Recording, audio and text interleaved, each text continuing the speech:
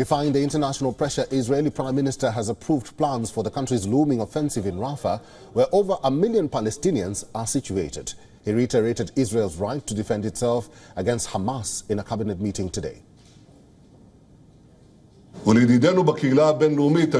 To our friends in the international community, I say, is your memory so short? So quickly you forgot about October 7, the worst massacre committed against Jews since the Holocaust. So quickly you're ready to deny Israel the right to defend itself against monsters of Hamas?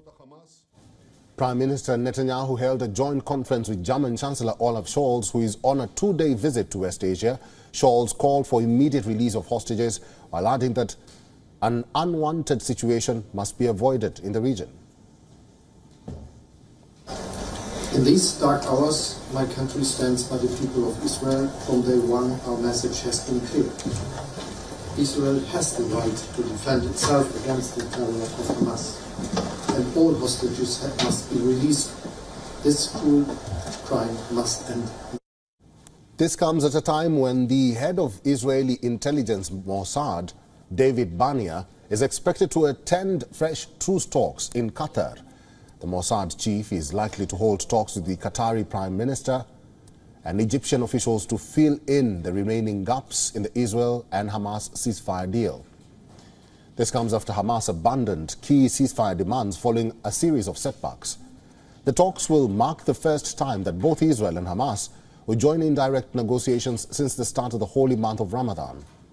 Israeli Prime Minister has adamantly ruled out a permanent ceasefire and insists it will resume its declared goal of destroying Hamas. A diplomat familiar with the ceasefire negotiation says efforts are moving in a positive direction, but are not there yet. Meanwhile, opposition leader Yair Lapid reached the hostages square. He later took to social media and said, and I quote, "No deal will be an easy one, but a deal that brings the hostages home is worth the price and will receive our full backing. There is no victory without them returning. We cannot move forward without them being home."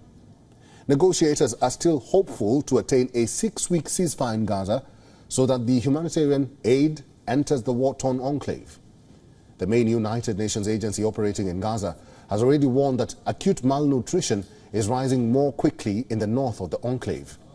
UNRWA has said 1 in 3 children under the age of 2 in northern Gaza is now acutely malnourished.